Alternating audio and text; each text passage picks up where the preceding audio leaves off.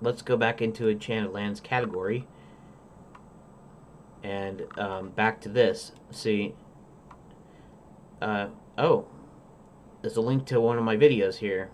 Uh, you can actually see what I was trying to do here. I was trying to do a pie menu, um, and like that seemed to work. You can see what this is an AGS, by the way, Adventure Game Studio. So this was going to be kind of like a prequel, maybe a proof of concept or whatever. And the idea of the pie menu is that you have a ton more options than you do with the regular when they were trying to reduce. They did the icons, right? Sierra did the icons across the top, where it's like walk and pick up and use and whatever. And eventually, cancel. Uh, eventually, they like Lucas Arts with the dig came up with like a one button. It was a one button deal, right? It was a little crosshair, and you mess with your inventory, and so that doesn't offer you much choice, like choice, right? Some games did it like a use or look. They had like a couple icons. Um, Full Throttle and Monkey Island 3 used what they called the verb coin, which is sort of what this looks like. This is sort of like a verb coin, where you held down and then you let go when you're over like a look or talk or something. But my idea here is this is also a video here. See if I can view the image because I don't want to actually load the video here. But here, let's see if we can, let's blow that up a little bit. If you notice here, there's get, push, pull, open, close, talk, right? And then I had these different dealies. I'm not sure what this is. This is probably interact or something like that. So like you go to look and then you have look under, look on top of, look behind, that sort of thing. The idea was back in the day when they didn't do mouse icon interactions, you would type in your words because that harkened back to text adventures. Originally a text adventure would display some text, and then you'd type, get, look at, or open mailbox, open door, get key, that sort of thing. So when Sierra Online, then known as Online Systems, back in late 70s, early 80s, it was 80, 81, somewhere in there, made Mystery House. Roberta Williams designed Mystery House, and her husband, Ken Williams, programmed. And they had these rudimentary pictures, right? Here, I wasn't planning on, here, let's go to, actually, let's do something else here. Control 0. Let's go to Moby Games. And let's look up Mystery House really quick. So, Mystery House. High-res adventure number 1, Mystery House, aka Mystery House. Okay, so you can see... Here, let's just do this. You can see here... Let's view the image. Control plus. Okay, so you can see here this is rudimentary line drawing here, and the reason this is like green and purple is because they did some composite. It was composite color stuff, so it kind of looks this weird on a on a regular screen. It didn't look so weird on a TV maybe, but or on whatever monitor that they're using for this, for like the Apple II or something. in any case,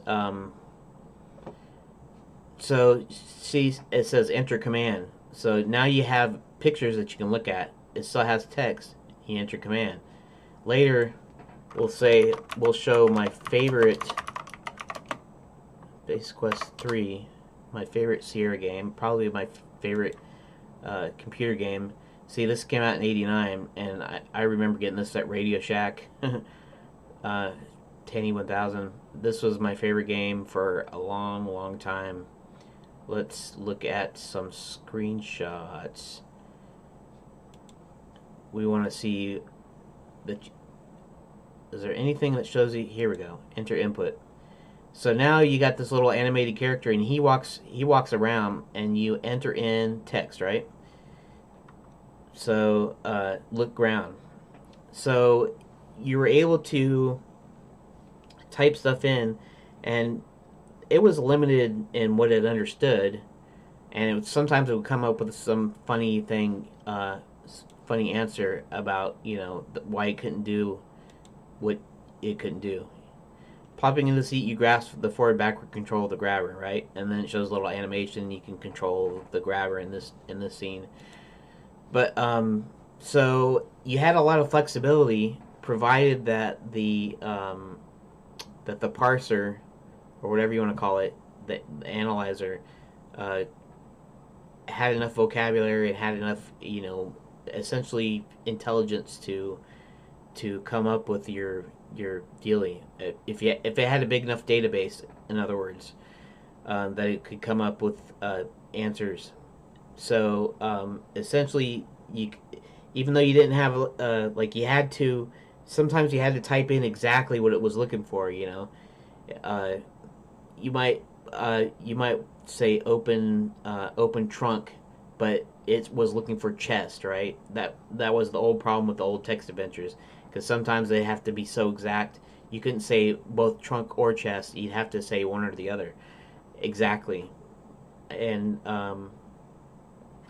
but when it did have enough flexibility to and basically a large enough database to do both chest and trunk, right? You could type that in. You can kind of type it how you wanted to. You could say, look at ground, look at sky, that sort of thing. So what I wanted to do, in fact, what I probably might still do in this one, is I wanted to use a pie menu, sort of like the verb coin, but where you click on, you drag your mouse to look, and then now it has a bunch of different look behind, look on top of, and then you stretch it further out, and then you either land it on that or whatever level it was out to,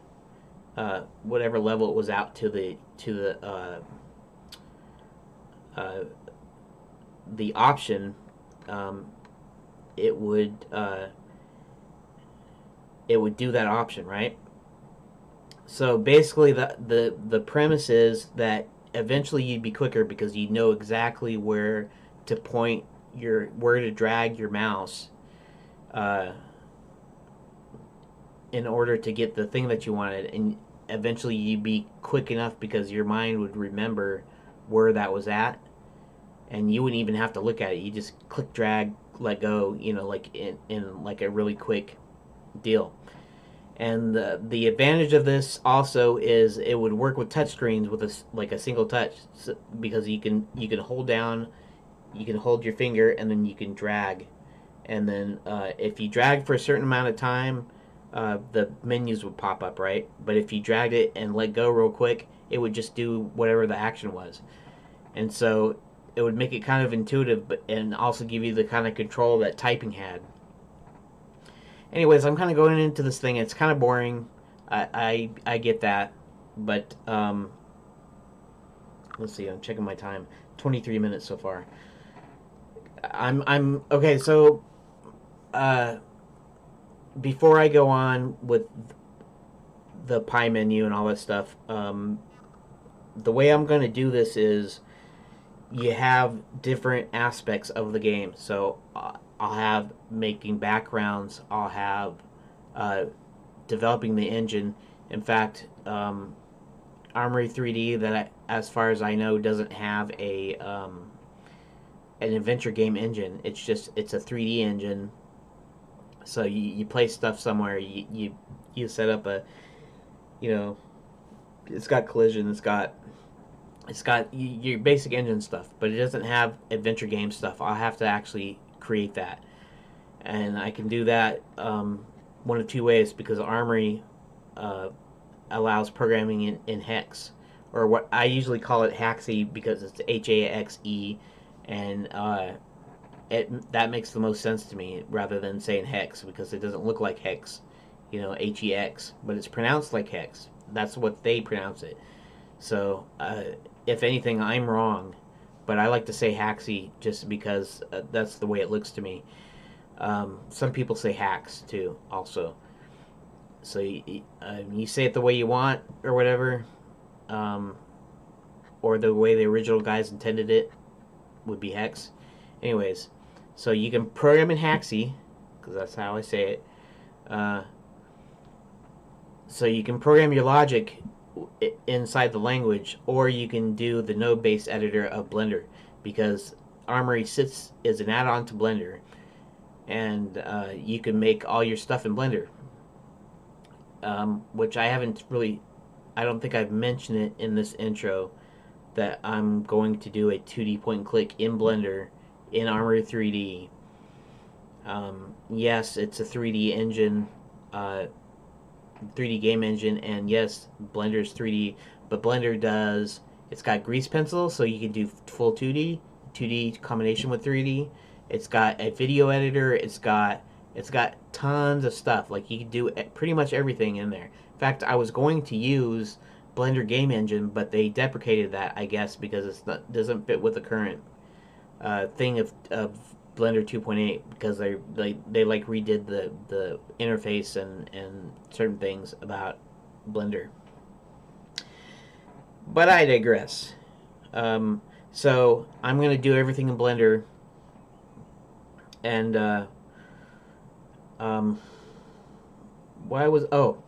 the reason I was telling you that was so there's aspects, right? There's programming, right? Your engine. There is game design. There is puzzle design specifically in the game design. There's character creation. There's backgrounds. There's animation. It's going to be hand drawn animation. I'm going to billboard them as sprites, and then I'll be able to position them in 3D space with Armory. But so I have these different things, and so what I decided to do is I'm going to context switch. Essentially, each hour is going to be a different aspect. You can't see my hands. I'm moving my hands, and you're just seeing my shoulders move or whatever. But so you have writing, you have drawing, you have music composition. So each hour, I'm going to be switching to the next thing, kind of on purpose, kind of to keep it fresh, kind of to make sure I don't get bored, kind of to be fun. Also, so I spend kind of equal time on each. But I'm going to release the videos in 15-minute segments. So that means 15 minutes a day of development, so that the videos aren't so long. In fact, I'm going to split this video up into 15-minute segments approximately when I upload it. So that's approximately 4 days of videos at 15 minutes a segment. If this gets popular at all, if it doesn't, it doesn't. But if it does, I might increase to 2 videos a day. They'll still be 15-minute segments, but so basically, you're going to be seeing this in the future. I'm going to be further along in my game than what you see on the videos, because I'm going to log everything out. Even if I get up to 4, my goal is to get up to the full hour per day for 4 15-minute videos. But that's like way in the future. That's like, next year or 2 years or whatever. It just depends on how popular this is. This might not be popular at all. So if it's not popular at all, I'll probably keep it at one a day, instead of like 4 a day. So I'm gonna go like 1 a day, and then I'm gonna do 2 a day, and then I'm gonna go to 4 a day or something like that. But that's not really that important. The important thing here is that I'm going to be creating the them at an hour at a time, um, where I focus on one thing for that hour. And this hour is just basically, it's getting started. It's my intro. It's you know it's basically just kind of getting started, getting you up to speed at what I'm doing.